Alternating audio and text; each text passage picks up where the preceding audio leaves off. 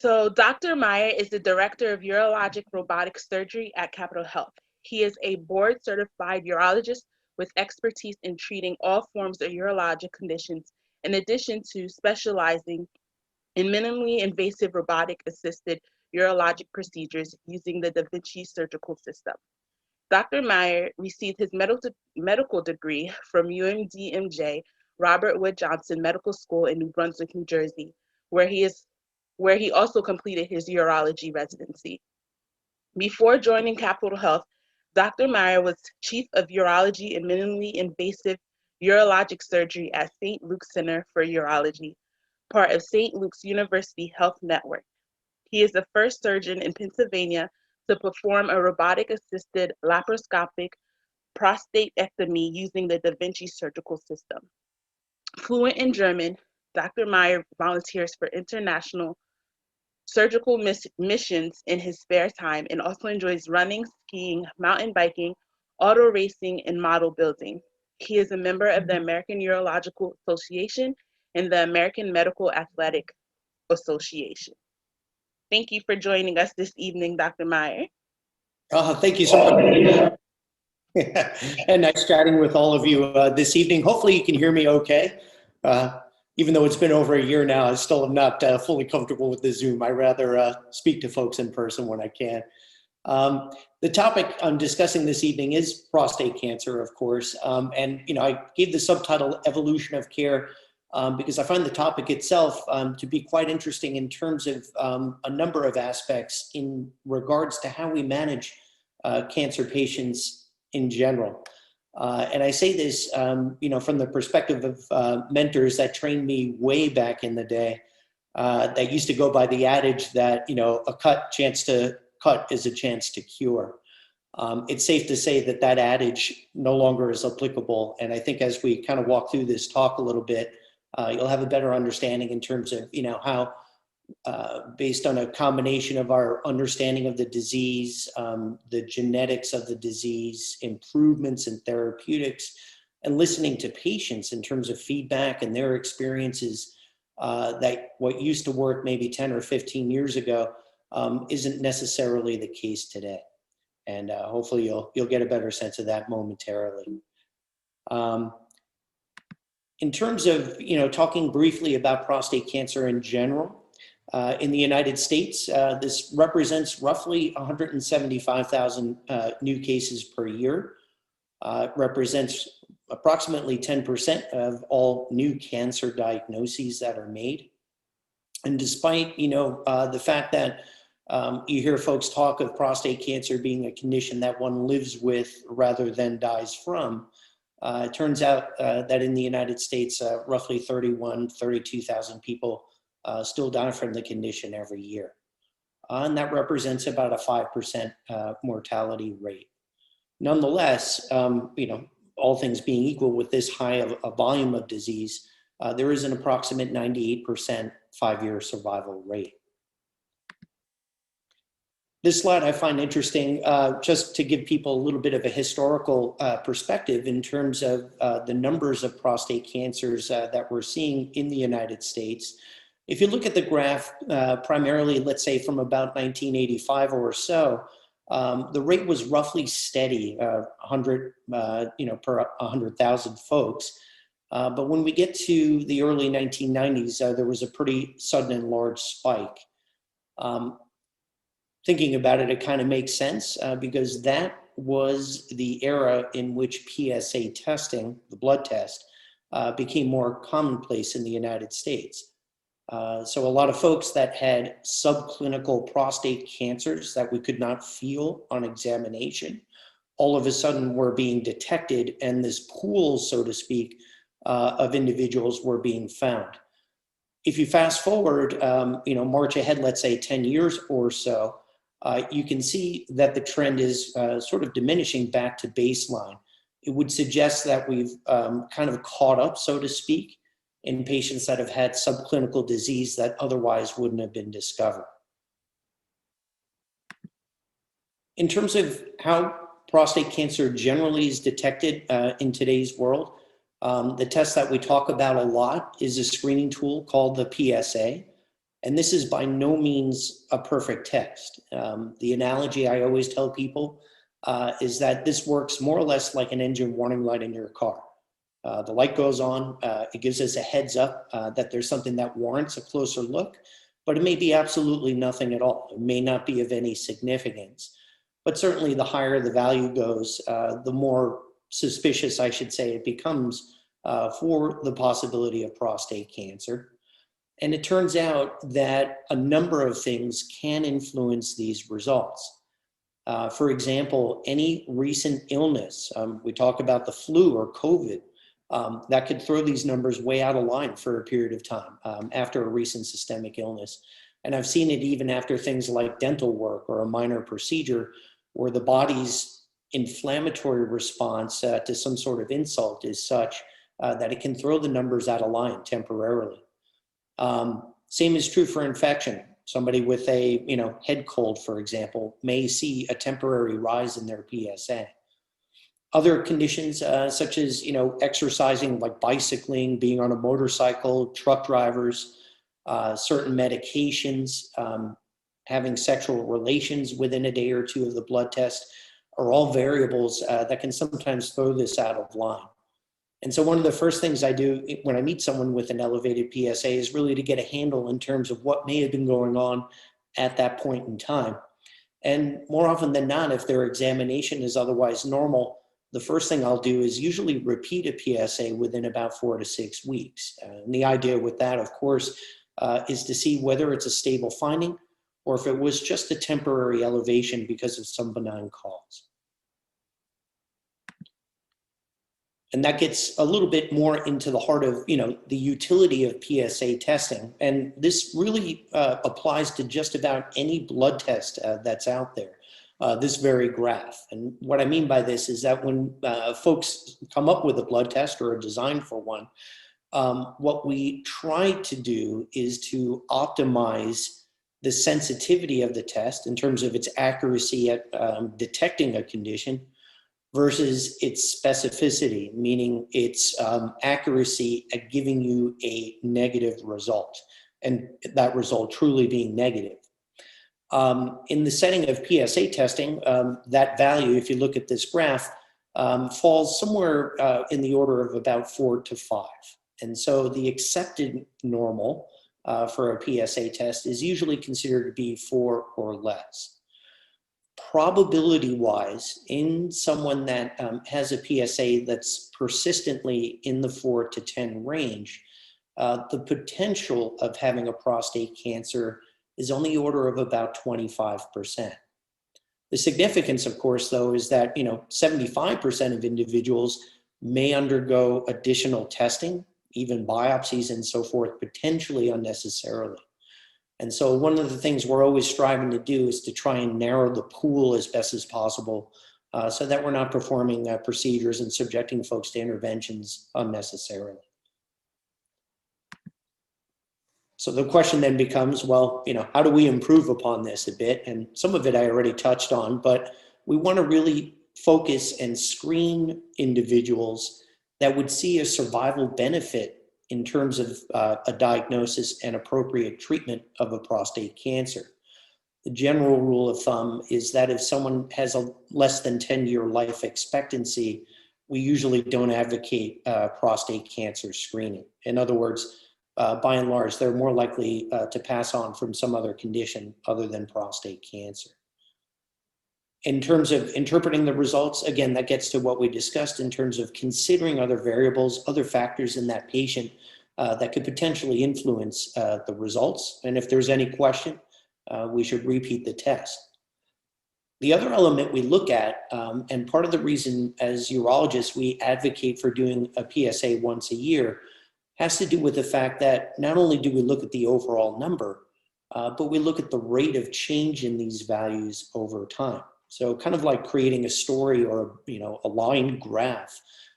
If we begin to see over time that the PSA velocity or the rate of change in these values is increasing, oftentimes that's a stronger indicator of a potential problem than the actual number itself. As part of this, there is another test in existence that we do, which is something called a free and total PSA. Without getting into the specifics, it has to do with stratifying a subtype of PSA in the bloodstream, which gives us a little bit more of a probability assessment in terms of potentially having prostate cancer. So again, it's not perfect, but it helps give us at least a better statistical risk as to whether or not, someone may have the condition. In terms of other tools in existence for initial screening of prostate cancer, this is a kind of a very active area of research. And I just put one of these up here just for review today. But this is something called a 4K score. This is a test that typically isn't well covered by insurance. So of course, there's always a cost element to it. But what it does essentially is it looks for the expression of certain genetic markers. And the idea is that prostate cancers, especially more aggressive variants, will have mutations in certain genes. And so the idea is that if someone in their blood sample has an array that suggests, that these genetic changes have occurred, it would be a potential indicator that they're at a higher risk of harboring prostate cancer. So here again, it's not perfect, but it's another tool sort of in our toolbox, especially in someone perhaps that has had biopsies before, has been looked at long-standing for this issue, and we're questioning, whether or not something else is starting to develop. Another tool, which I have to say is one of the things I strongly believe in, and the research now is sort of backing this up, is something called a multi-parametric MRI. And so to give you a little bit of background, in folks that normally have an elevated PSA, in whom we have to consider whether or not the condition is actually present, the normal standard of care typically is to do what's known as a prostate biopsy. And that's about a 10-minute intervention. It's in a lot of ways similar to colonoscopy, but in essence, what we're doing is using an ultrasound from behind, through the rectum, so that we can actually visualize the prostate, at which point we inject numbing medicine and take needle samples from the gland in order to analyze it. Now, when we do these biopsies, there's always a potential risk of bleeding or infection, certainly discomfort, although the procedure technically is considered to be a minor intervention. Nonetheless, it's a pretty uncomfortable place to have to work. But also when we do these biopsies, we're taking a sampling based on a grid pattern. So it's kind of like if you're looking for a sailor in the ocean, you have to follow sort of a grid to try and increase your chances at finding them. When we do these biopsies, the technique is very similar, even though we do not have a defined target to look for. And so you can imagine there are scenarios whereby a small prostate cancer could potentially be missed. In the last few years, and I would say more so in the last 5 years, with MRI machines being much more powerful nowadays than they used to be, and also with computer algorithms being much more powerful and savvy, we developed a tool called a multi-parametric MRI. So what this is, basically, it's a non-invasive MRI. The study takes maybe 30 to 40 minutes to complete. But what this study essentially does is it creates a highly detailed 3D map of the prostate. In individuals that have a negative test, so someone that has, let's say, an elevated PSA, they go for the MRI, and there are no areas that are seen that are otherwise suspicious, there's about an 85% confidence that they're not harboring a severe prostate cancer. And usually in those folks, I usually recommend just continued observation. So I'll check their PSAs maybe at 6-month intervals just to ensure that things are stable. But at least in these folks, we avoid the need for a prostate biopsy. On the other hand, if we have someone that has a positive result, and if you look at the left side of the screen where it says targeted biopsy, you'll see a small region that's in yellow. Essentially what this process allows us to do is to create a 3D model of the prostate containing the area of concern. And the benefit there is that when it comes time to do a prostate biopsy, we take these images live time and overlay it with the ultrasound to ensure that we sample those areas of concern. And all of that is tracked in live time. I can see exactly where my biopsy's needle is basically going, and it ensures that we sample those regions of concern.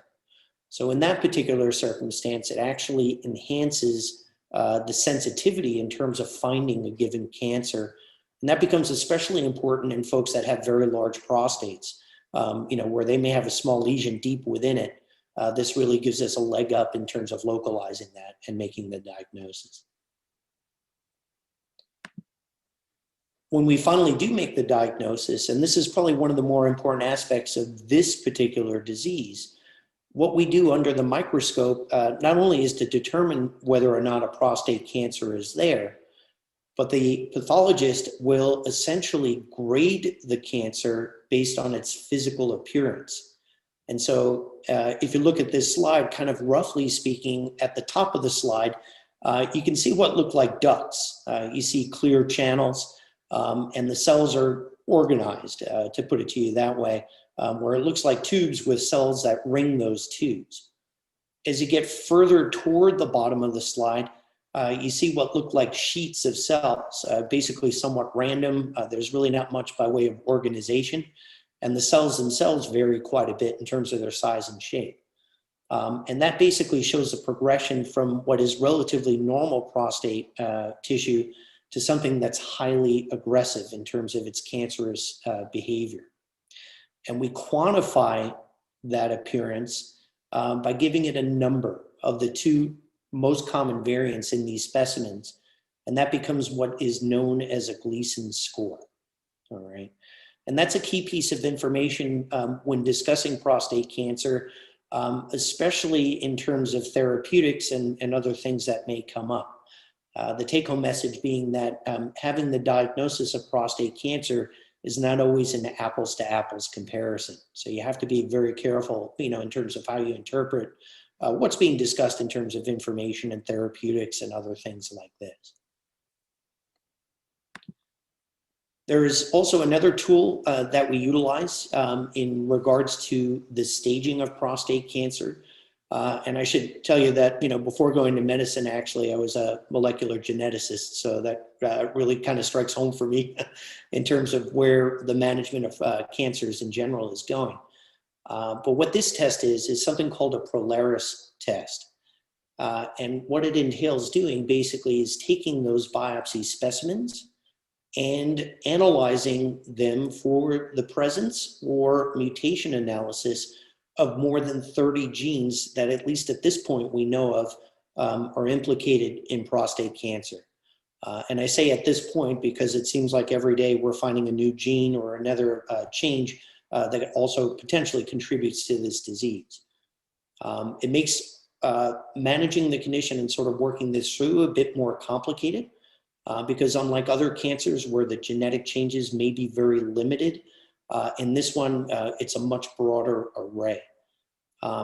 And I say this because the future in this particular cancer is such that I do feel we're going to get to a point where this type of analysis will be more widespread, and we'll likely have an algorithm, almost some form of artificial intelligence, to kind of put the results together in terms of a genetic profiling of a tumor, which would be immensely helpful in terms of also treatment recommendations, or whether or not it even needs treatment at all. This particular test, this Prolaris test, again, looks at about 30 genes. It helps us stratify a bit more in terms of the genetic underpinnings of a given cancer, and helps us also in terms of stratifying risk. So it is useful. Again, it's not applicable to everybody that has prostate cancer, but in folks, for example, that may be on the edge of certain forms of treatment, it sometimes is helpful. As I mentioned before, and this is just to kind of give you a graphic of what things look like when we talk about this condition. Not all prostate cancers are alike. And this is just a brief slide of an algorithm that kind of goes through our minds, when we make this diagnosis, the things we look for and sort of next steps, if you will, in terms of overall management. I'll move a little ahead on this, but again, it's a continuation of this overall algorithm for localized disease. For folks that have more advanced forms of this cancer, there are other algorithms that we refer to as well.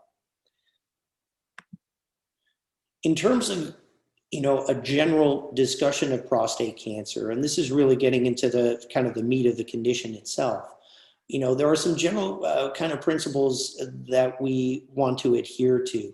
And again, this has changed quite a bit from years ago, where nearly everybody that was diagnosed with prostate cancer, was given some form of treatment irrespective of the side effect profile. In today's world, our goal really is to treat, and I would say manage the disease for an individual's expected lifespan.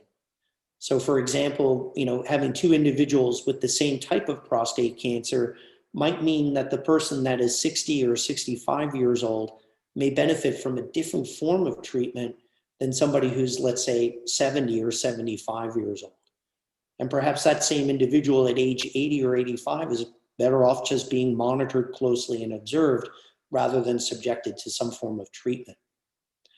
When it comes to those treatments, the main thrust of what we've been doing in all forms of prostate cancer management, whether it's surgery or radiation or others, is to also reduce treatment-associated side effects where possible. The other aspect, which I always stress, especially when I'm teaching medical students and others, is that we want to consider the dynamic of the patient, of the couple, their preferences in balance in terms of the condition and its impact on their quality of life. The other aspect, which is something I'm a very strong proponent for, is to monitor outcomes, which means that even though we have accepted treatments for the condition, it doesn't mean that we sit tight and sort of rest on what we're doing.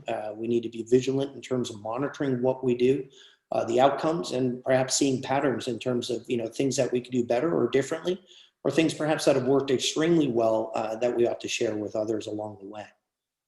And that also comes down to being unbiased and very stringent in evaluating new treatments or new technologies.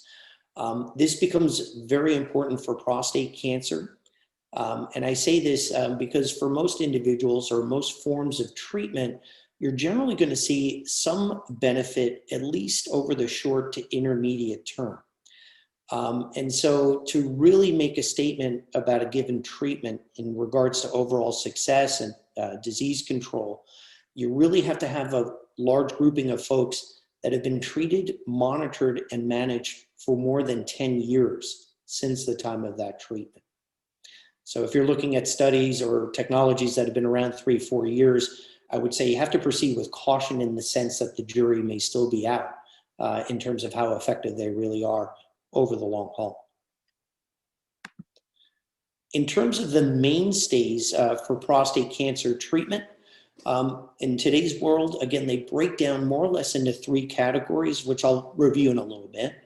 The biggest one, and one of the newest actually, is active surveillance. All right, and this gets to, again, what I said at the very beginning, in terms of there being sort of a philosophical and sort of sea change in terms of the management of prostate cancer.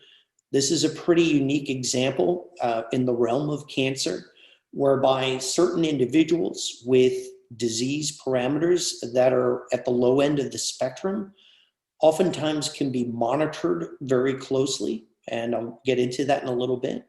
But essentially, it permits us the possibility of avoiding treatment and the associated side effects with these treatments for a prolonged period of time. And that's very unique when you think about talking about a cancer of any type. I'll talk about surgery, and specifically robotic surgery, which in today's world is now the standard of care for folks that elect to have the prostates surgically removed. But like all things, this is appropriate, for a certain type of patient and a certain form of prostate cancer. Radiation therapies have evolved immensely, especially over the last 10 years.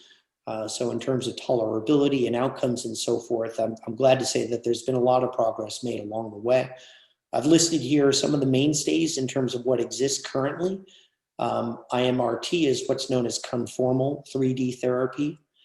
Cyberknife therapy is another kind of adjunct of this that permits a fewer number of treatments in order to achieve, the same therapeutic response. Proton therapy is a different particle which is delivered to the prostate. It breaks down on its way to the prostate, which may lessen side effects, at least in the periphery. And brachytherapy is what's known as prostate seeding, whereby radioactive pellets are placed into the gland to deliver radiation directly. As far as active surveillance is concerned, talking about that first option, this is really suitable for folks that have Gleason 6 or less prostate cancers. The Gleason scale goes from 2 to 10, and that has to do with those slides that we looked at earlier. The higher the number, the more aggressive the prostate cancer is. Generally speaking, Gleason 6 or less prostate cancers are considered to be slow growing. And we know now that usually the evolution of these types of tumors occurs over years, not weeks to months.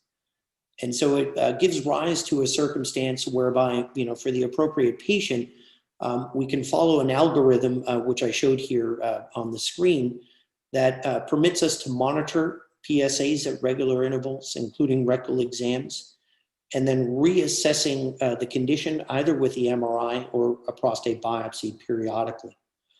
And so the idea, again, is that it may forestall or avoid the need for treatment on the order of years. And certainly if the parameters were to change over time, it doesn't mean necessarily that we've lost any ground in terms of curing the disease itself. And so I'm a pretty strong proponent in appropriate candidates for this type of thing. This may be also an instance sometimes where I use that Polaris testing, that genetic testing I spoke to earlier, just to give us a little bit more information or perhaps a bit more comfort in terms of whether or not this type of management option is appropriate. But it's a nice thing in existence and, as I said, a very unique sort of option to have nowadays. When it comes to prostatectomy or the surgical removal of the prostate, in terms of cancer control, strictly speaking, control of the cancer itself, that remains the gold standard in terms of cancer control when we look beyond 12 to 14 years time. So the significance of that is that amongst all the major treatments, the radiation therapies and surgeries, the results in terms of cancer control are roughly the same for that first 12 to 14 year time span. But the major advantage of surgical removal has to do with a more durable result beyond that. It offers, in select circumstances in folks that have aggressive prostate cancers, a bit more of a survival advantage and a quality of life advantage, certainly in later stage disease. The issue here being that by removing that prostate, even in advanced prostate cancers, it affords us a combination therapy whereby we could use also radiation after the fact to achieve a bit more of a disease control. But again, and I would say luckily that's only a small grouping of patients that would require that much of an intervention. The advantages of robotic surgery is that when we talk about a comparison with open surgery, which is how this really used to be, the open surgery used to be an incision from the belly button on down, and a procedure that would take roughly 3 hours to complete and carried with it a more than 50% need for blood transfusion. Additionally, the recovery process was such that with open surgery, the risk of incontinence or loss of urinary control permanently was on the order of 5%, 1 in 20 people. There's also a risk of impotence or loss of erections. With the open surgery, that risk is about 50%. By way of comparison with robotic surgery, what we do here is we make about 4 to 5 incisions. They're only about 1/2 inch in size. We use robotic instruments and a 3D magnifying camera, basically for me to do the surgery completely internally. The advantages here is that it's far less painful because there are no major incisions involved. The transfusion rate is actually less than 1%. I haven't transfused anyone in over 9 years at this point. So it's very, very infrequent. The other aspects of it is that the overall recovery is much shorter. Most patients are in the hospital perhaps overnight and have a catheter or a tube in the bladder for about 7 days to allow things to heal. But once that catheter is removed, it generally takes about 4 weeks to recover the continence mechanism, and the risk of incontinence permanently is less than 1%. All right. There is also still a risk of impotence, but that risk is on the order of about 30%. Right. So from a functional standpoint, in terms of going through the surgical process, the recovery and getting back on your feet, as well as qualitative aspects, retention of continence and impotence, certainly advantageous. So going back historically, as was said earlier, I did this first in Pennsylvania back in 2002. At that point, there were about a dozen of these machines in the whole country. And it was a rarity that someone would undergo this. Most people were having open surgery at that stage. In today's world, the coin's completely flipped to the point where it's rare nowadays that we have to do an open surgery. Usually it's very extenuating circumstances where that's needed. I should mention, when it comes to surgery in general, whether it's open surgery for the prostate or specifically in the case of robotic surgery, there's a very steep learning curve for this technique. And the analogy I use, it's as though, someone's trying to learn to fly an airplane. You really need to take time to kind of get used to how the apparatus works, its pitfalls, or like any machine, trying to understand how it best works. And so the research would indicate that the learning curve in terms of doing prostate surgery is usually upwards of 100 to 120 cases before someone is reasonably facile, reasonably good at doing this kind of work. So regardless of where it's done, that's always an important question to ask. I have a little video here. I'm going to see if this works. It's a little clip. I just wanted to give a kind of a demonstration of what this looks like. So if you can bear with me a second, I'm going to see if I can get it to go. Looks like we're okay. What we're looking at is inside the pelvis. So we're working inside the body, and we're in the process of sewing, like a baseball, basically sewing the urethra where you urinate to the bladder. So the bladder is that thing at the bottom of the screen. And if you notice here, we're working in a really small confine, and we're sewing this much like you would a baseball. You can't do this by hand, just because of where this connection is being made down low in the pelvis. It's basically too small an area to be able to work your hand in order to pull this off. So one of the biggest advantages in that scenario is that we can do moves that we cannot do with your hand at all.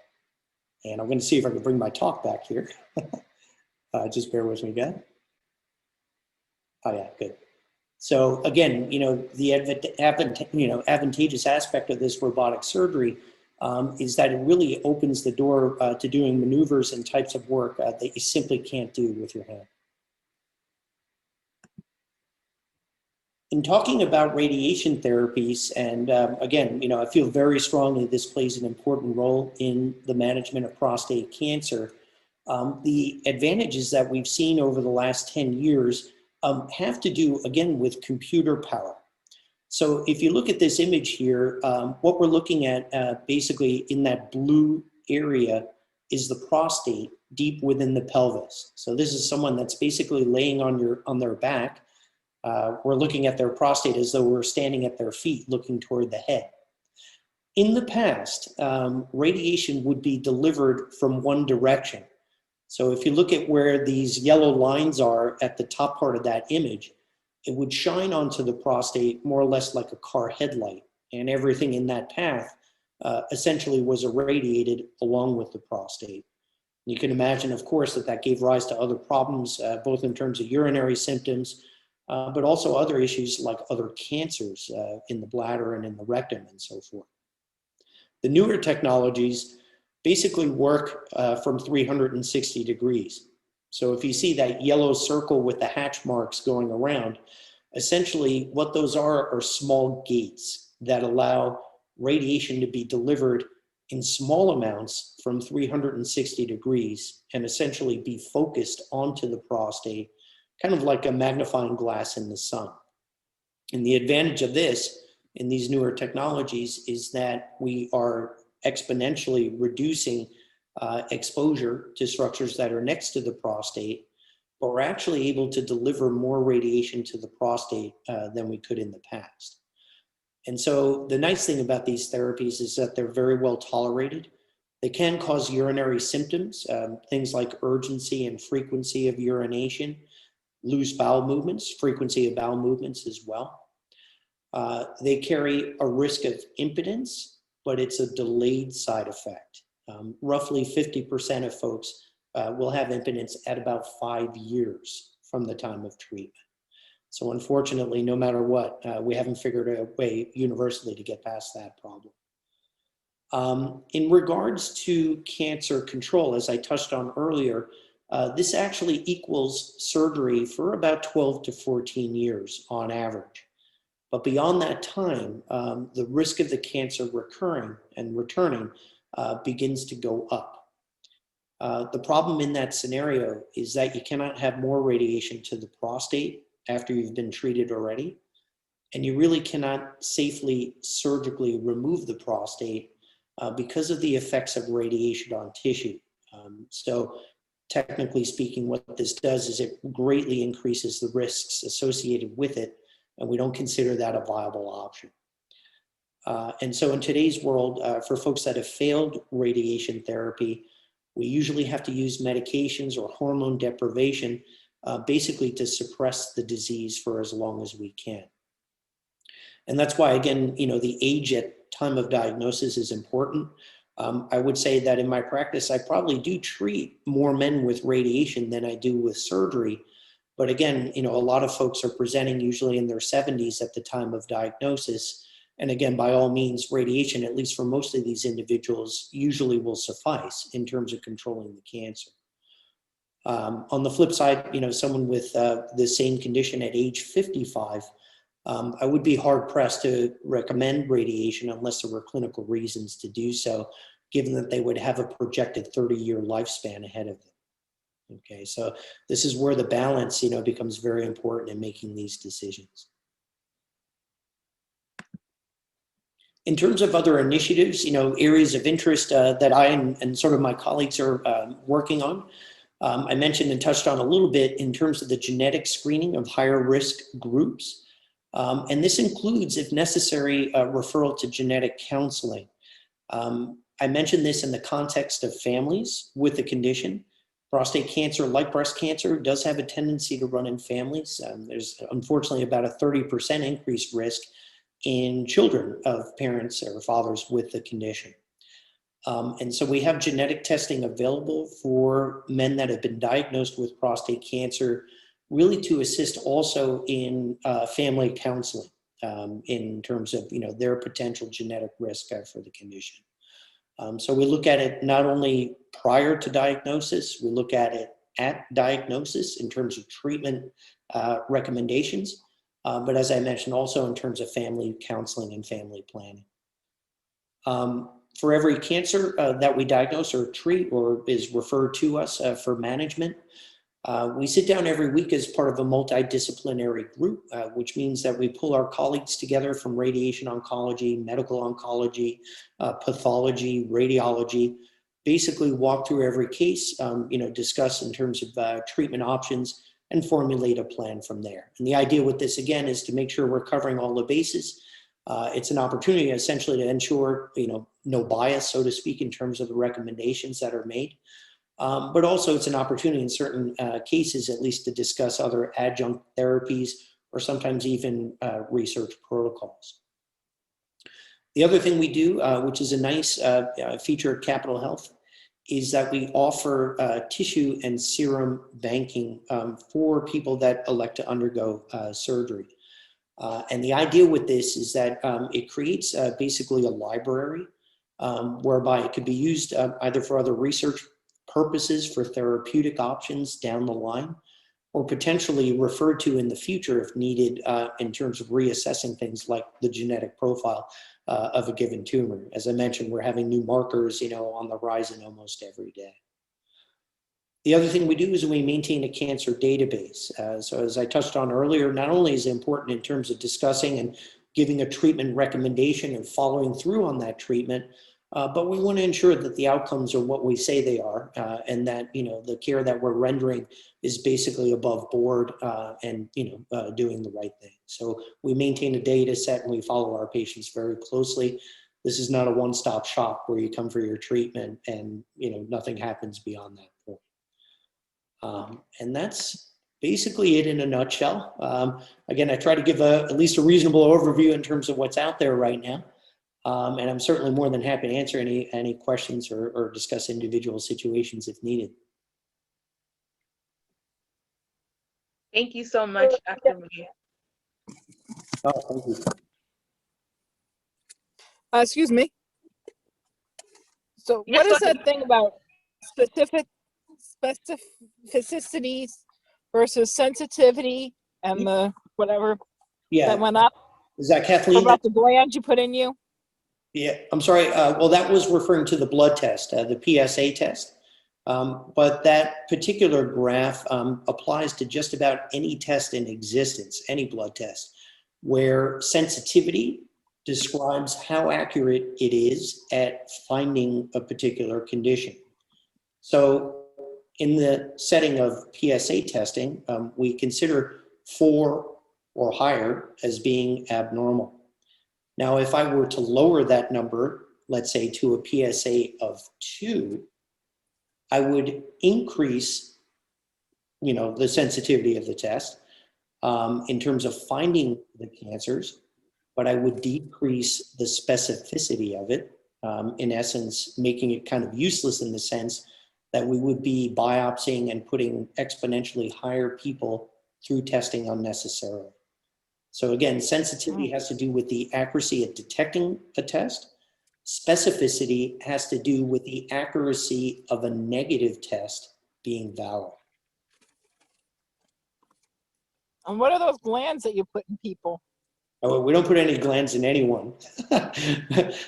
What we do is analyze the prostate specimens. So those were glands that were removed in order to make the diagnosis.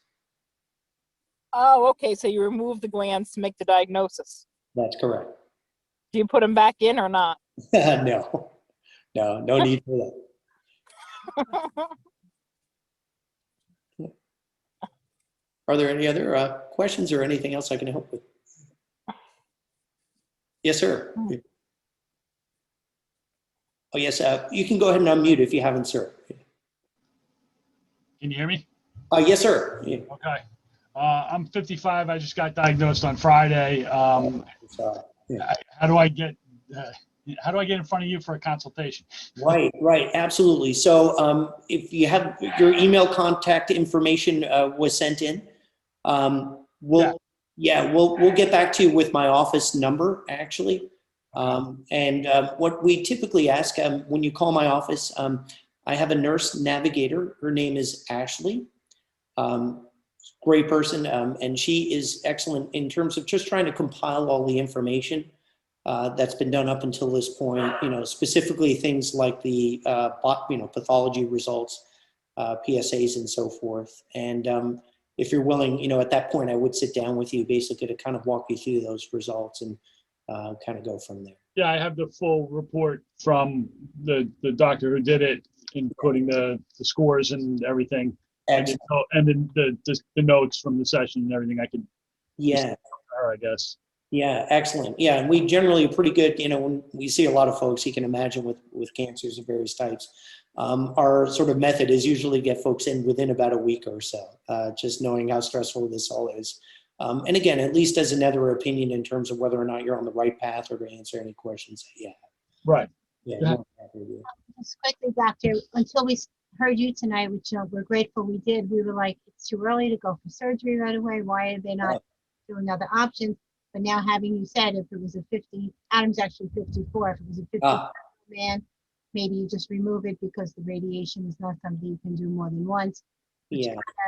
unfortunately, fortunately, makes more sense to us now, right? Yes, yeah, that's right. And I think, and you touch on an important aspect, which is really, in having these discussions, and it always kind of peeves me a little bit when someone just makes a recommendation without kind of walking through, the rationale as to why.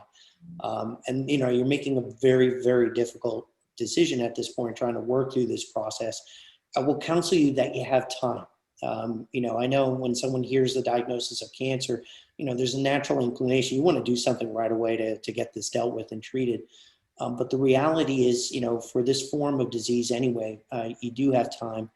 And in my view, it's more important that you understand the whole story first, before making a final decision, Thank you. and we'll go from there. Yeah, my pleasure. Thanks. Yeah. Yeah, Dr. Meyer, I have a question. Yes, hi. When do you determine, or the MRI, do you do that in place of a biopsy, before a biopsy? That's a great question. Does insurance pay for that? Yeah, that's a great question. So, and you hit on it in terms of insurance. So up until the recent past, insurances would not cover that test unless someone previously had had a negative prostate biopsy. That's changed. So in the last half year or so, as more research and data has come forth, increasingly insurers will cover this as the first step prior to a prostate biopsy. So, getting back to my points earlier, if that test returns completely normal, it actually allows us potentially to avoid a biopsy, Right. understanding that we'll have to monitor things, of course, moving forward.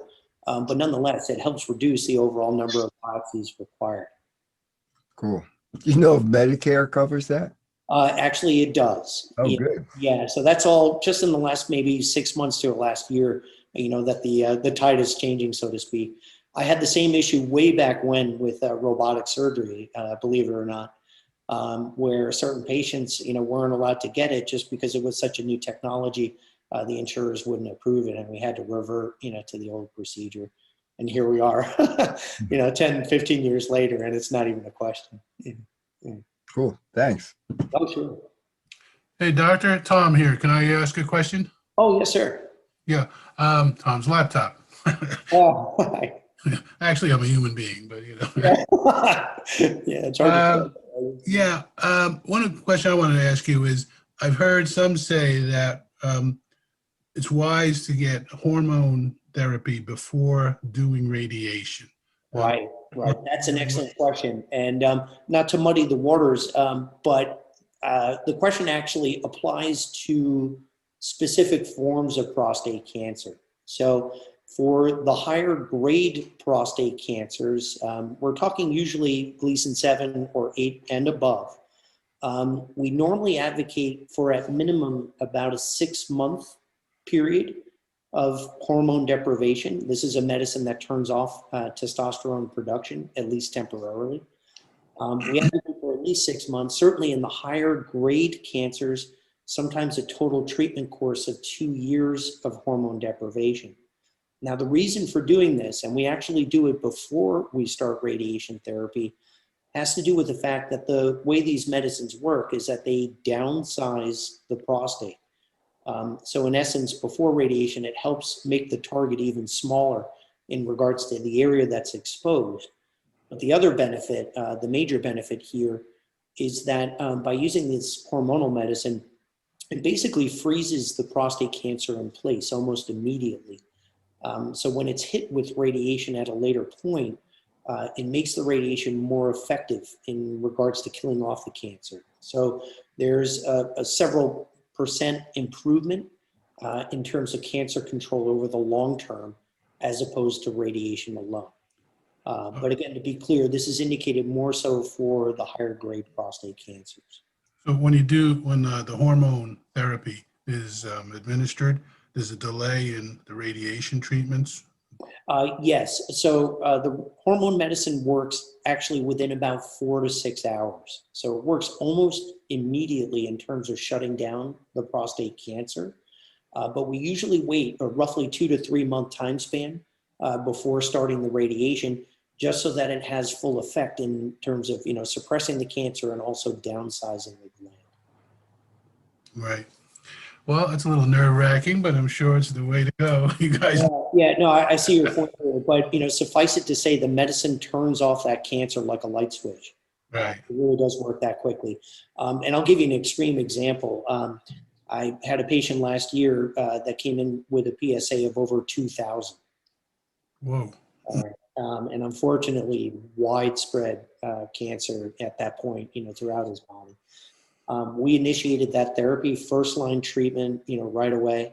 PSAs came down to less than 20 in less than a month. Hmm. So, yeah, so, it works throughout your body almost immediately in terms of that suppressive effect.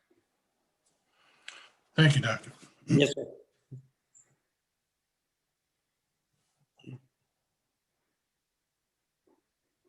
Is there anyone else I can help? Yeah. How does that medication help? Like, what does it do? Like, it shrinks it, but how does it work? Yes, it's a good question. How does it shrink it? Yeah, so not to get too far into the weeds, but essentially what it does is it affects the mechanism in the brain that controls testosterone production. So its end effect is that it turns off testosterone. And testosterone more or less is like a nutrient. It's like food for prostate cancer to grow. So by depriving the body of that testosterone, basically it puts the cancer to sleep. And it's much like breast cancer, right? We talk about estrogen and its effects on breast cancer. This is, as a male, our analog of Um, we So have how a does that turn it off? I'm sorry? How does it turn it off? Like, you know, As I mentioned, the body regulates that. So the brain sends a signal to the testes to produce testosterone. The medicine works by basically disrupting that signal. uh,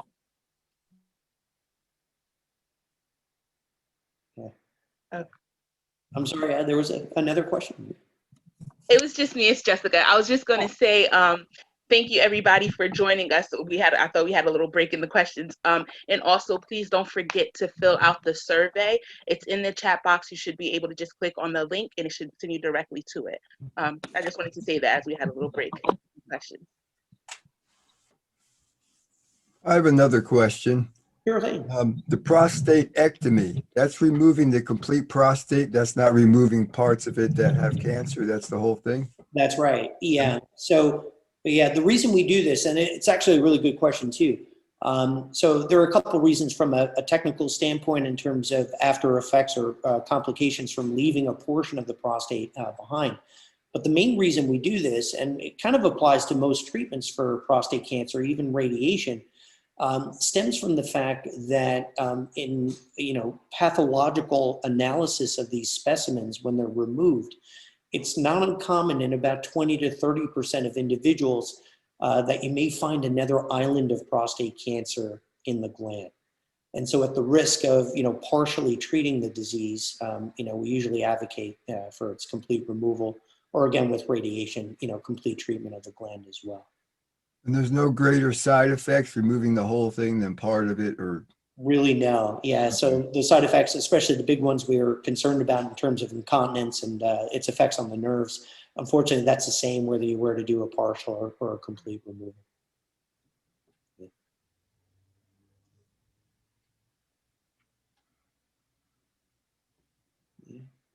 another insurance question. Do they pay for the Polaris testing? That's a good question. I would have to preface it. I would say it's hit or miss. Okay. I know in the setting of Medicare patients, I think Polaris covers any out-of-pocket cost. Okay. Yeah. So that was the latest anyway, as far as that goes. Thanks. Yes. and why would you question removing all the prostate cancer at once or doing it in sections? Why would you question that? I didn't question it. I answered it by saying that you would be potentially leaving cancer behind in about 20 to 30% of people. That puts a lot of folks at risk in terms of major issues then later on. Yeah, I was just wondering because somebody else questioned it, so I was like, well, good question to ask. Yeah, is it that you get it done? Yeah. You get it done like in different stages or all at once? Yeah. So the idea in asking the question was to try and avoid some of the complications that go with all these treatments. So it makes sense actually from that standpoint. But unfortunately, it would jeopardize you in terms of other problems later. So you're Doctor, better off getting all the prostate cancer removed at once? That is correct, yes. Thank you. My one theory is a younger guy. My theory would be, why wouldn't you leave your prostate, maybe use radiation in the hopes that in the next 15 years there's a cure. If they develop a cure and you don't have your prostate, you're SOL. If in the meantime, if you just maintain it for 15 years, Yeah, I think that's a rational question to ask. I would put it to you this way, that it's a hedge, right? And again, full disclosure, I'm totally on board with kind of calculated risk in making these decisions.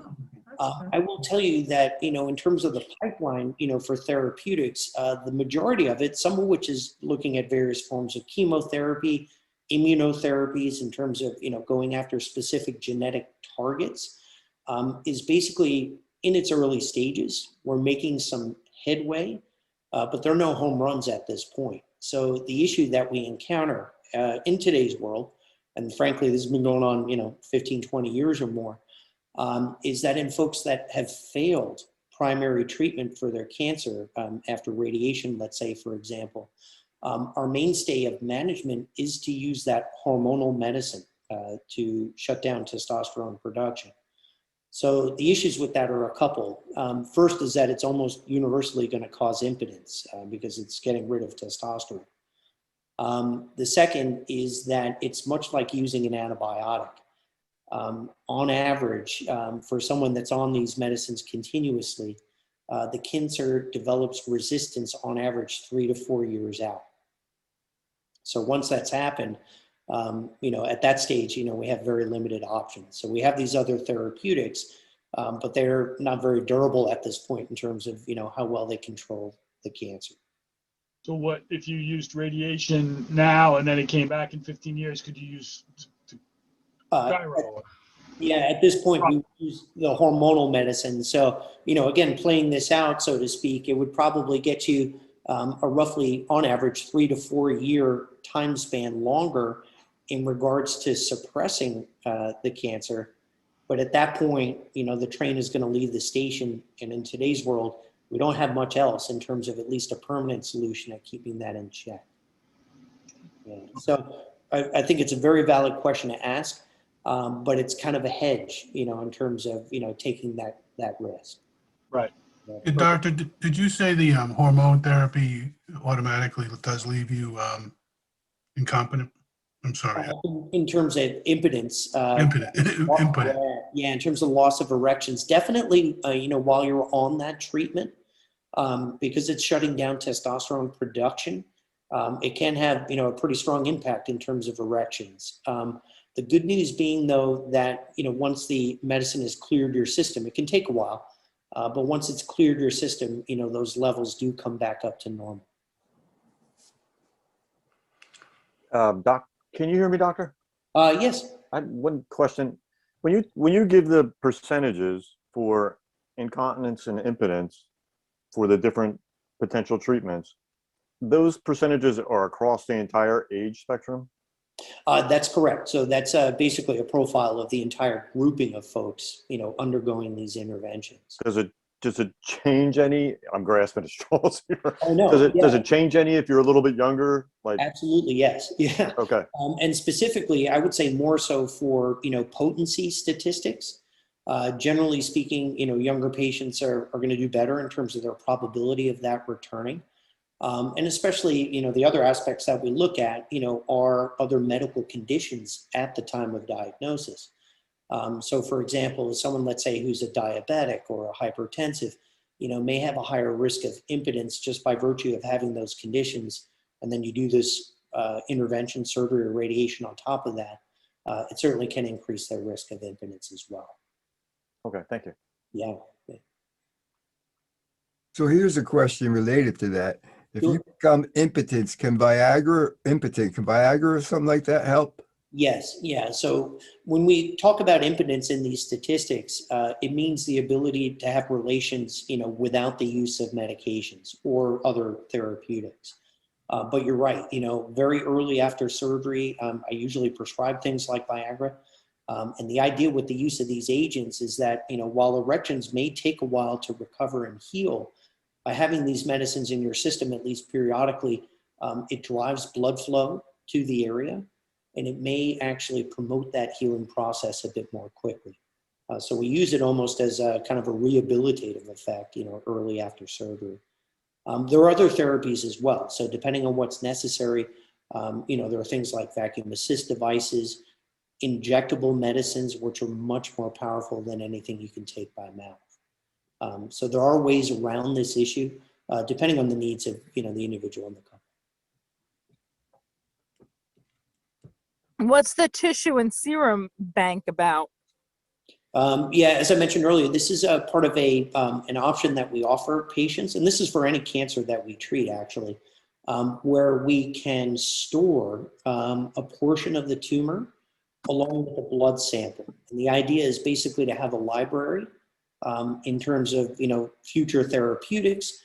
I mentioned, and we were touching earlier, for example, in terms of work that's being done on immunotherapies. Well, if you have a tissue specimen banked, if there's an immunotherapy that's of potential use, we can actually run an analysis on that specimen to see if that medicine may even work. So it's an idea in terms of having this library available not only for that individual, but also potentially for other research purposes as well, and crafting these things. Hmm.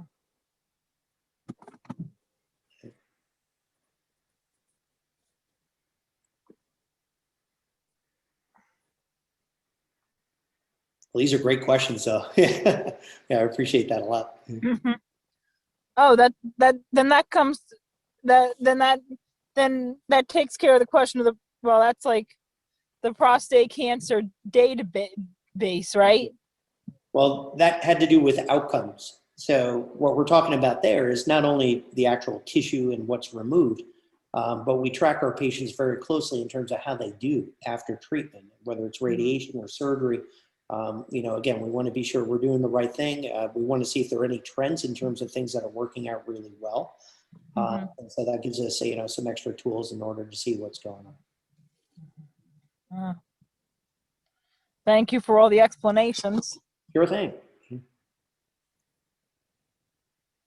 I was fascinated by that MRI, Yeah, that's actually, I have to say, that's been a huge help. Again, it's never fun to put people through prostate biopsies. To be able to reduce the need for that and also to be more precise about the whole thing, it's sort of a win-win for everybody, in having that available. Yeah. And what is that thing where you have to knit it like a baseball and use the machine? Right. So what that was, it was basically just a sampling of what I do when we do robotic surgery, which is that when we remove the prostate, we have to connect the bladder to the urethra so that you can urinate normally. So that suturing, it's like a baseball, basically very fine, but it allows us to make that connection. When we do this by hand, usually you're lucky if you can get about 4 to 6 stitches all together and try to draw things together. It's not as tight a seal as we're able to do with the robot.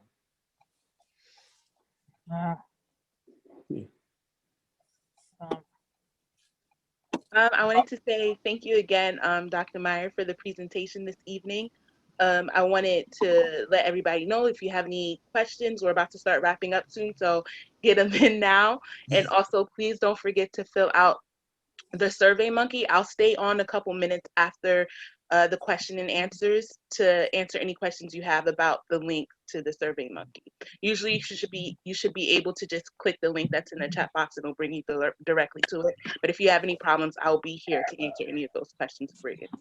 And again, thank you again, everybody, for coming and joining and participating in this presentation as well.